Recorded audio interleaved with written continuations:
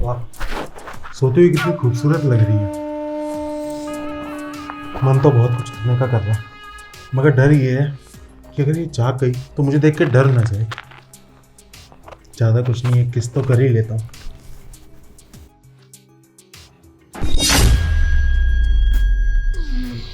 अगर ये अभी उठ जाती तो गुस्सा कर जाती। ऐसा करता हूँ, इसके जागने की वेट कर लेता हूँ, तब तक अपनी आंखें ऐसी सेक लेता हूँ।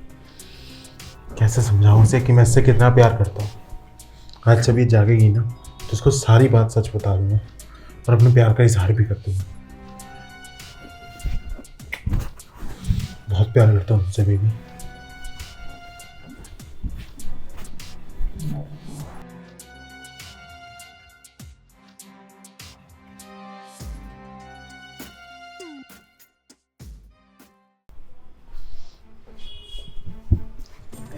यार मन तो बहुत कुछ था कि आज बहुत कुछ करूं।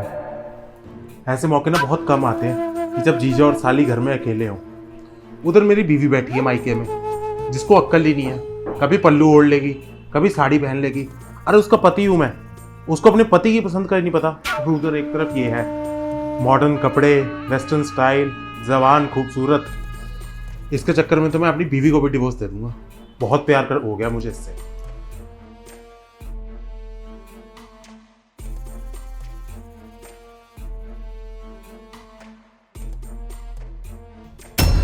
6:41 हो गए।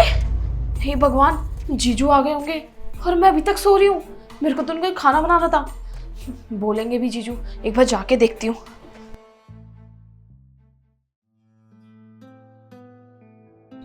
अरे आ गई तुम? हाँ जीजू, वो ना मेरी आंख लग गई थी, मैं सो गई थी और मैं भूल गई आपका खाना बनाने। और टाइम भी देखो ना कितना हो गया। कोई बात नहीं, आप टेंशन मत लो, मैं 5 मिनट में बना दूंगी। आप बताओ क्या खाना है आपको? अरे इतना परेशान मत हो, मैं बस अभी अभी आया हूँ। असल में बात यह है कि जो मुझे खाना है वो मुझे पता नहीं कि तुम दे पाओगी या नहीं। क्यों जीजू, आज क्या कुछ स्पेशल डिश सोच कर आए हो क्या कि आज मुझे ये खाना है? बताओ आप, मैं बना दूंगी। अरे वो चीज़ बनाने वाली नहीं है, मेरी बात को समझो।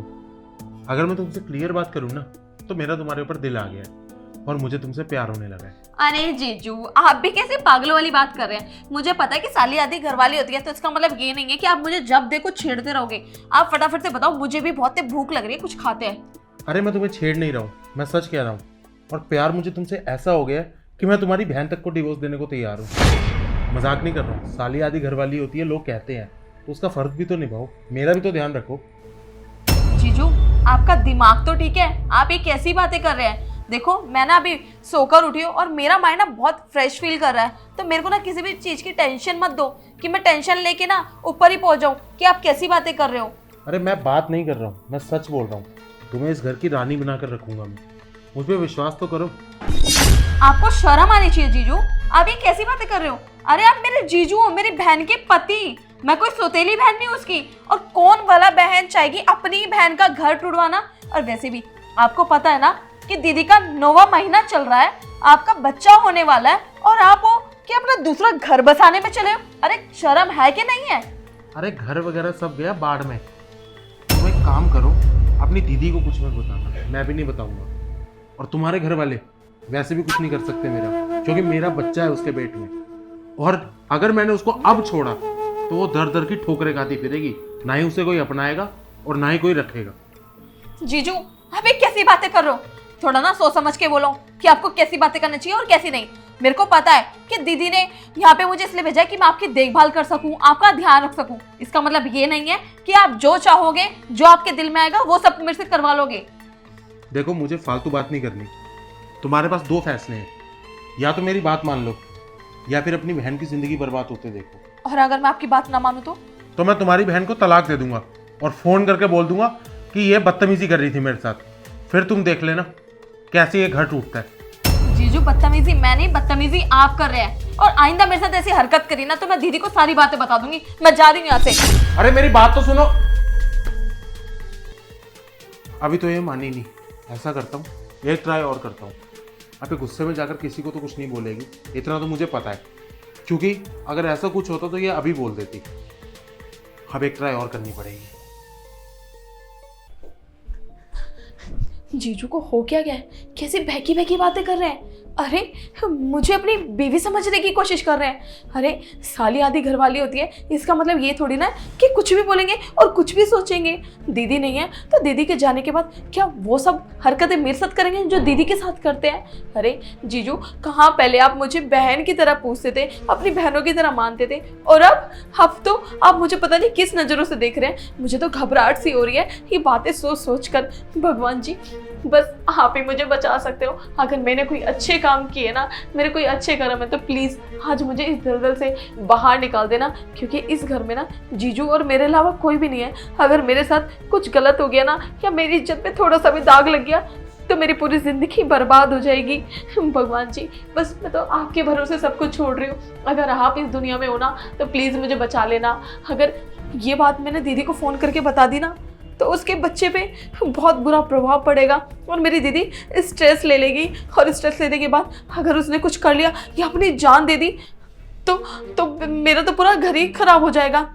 भगवान, बस आपके भरोसे है अब सब कुछ, आप बचा लेना जैसे भी करके।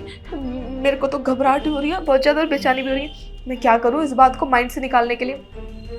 एक काम करती हूँ, दीदी को कुछ नहीं बताती हूँ, ये बात यहीं पे दबा देती हूँ और अपना काम करती हूँ जैसे नॉर्मली करती हूँ। क्या पता ये सारी बातें ऑटोमेटिकली निकल जाए, और अगर जीजू ने दोबारा ऐसी कोई हरकत करी है ना मेरे साथ, तो मैं आज ही अपना बैग पैक करके यहाँ से कहीं भी दूर चली जाऊँगी। हाँ, ये ठीक है।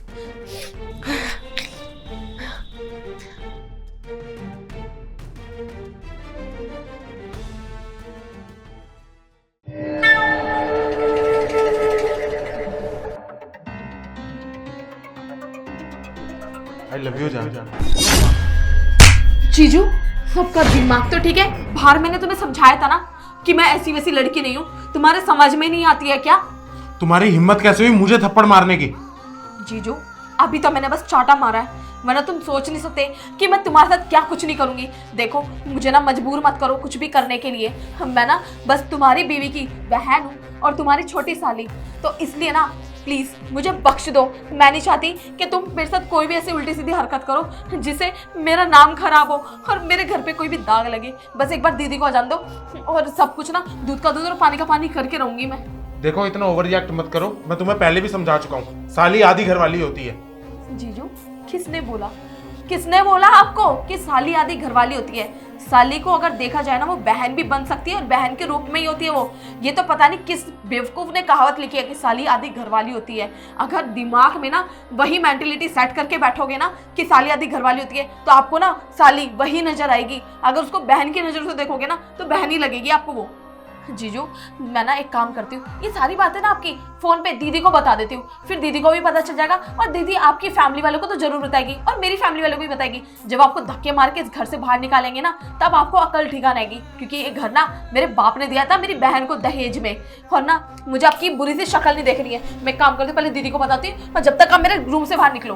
देखो, मुझसे बहुत बड़ी गलती हो गई, मुझे माफ कर दो।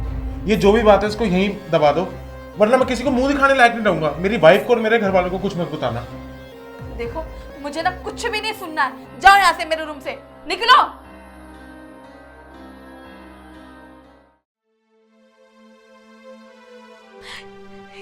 क्या हो गया है जीजू को? मुझे तो कुछ समझ में नहीं आ रहा। मैं इस घर में और नहीं रह सकती। मैं तो जा रही हूँ अपनी बहन के पास, दीदी के पास जाके ना उसको सारी बातें बता दूंगी, क्योंकि अगर मैं यहाँ पे 1 मिनट भी और रुकी ना, तो मेरा दिमाग फट जाएगा। मैं सोच सोच के पागल होती रहूंगी कि जीजू मेरे साथ इतना गलत करने के लिए कैसे सोच सकते हैं। एक काम करती हूँ, यहाँ से चली जाती हूँ फटाफट से, कि मेरे साथ कोई भी उल्टी सीधी हरकत करे। यार, कितनी बड़ी गलती करने जा रहा था मैं। अगर अब मेरे को सबसे बड़ा डर ये है कि अपने घर पे ना बता दे किसी को। ऐसा कुछ ना हो, बस ये मुझे माफ कर दे। मैं क्या मुंह दिखाऊंगा अगर उसने किसी को कुछ बोल दिया। आज से ऐसी गलती नहीं करूंगा कभी दोबारा। ये बहुत बड़ी गलती और बहुत बड़ी सीख है मेरे लिए।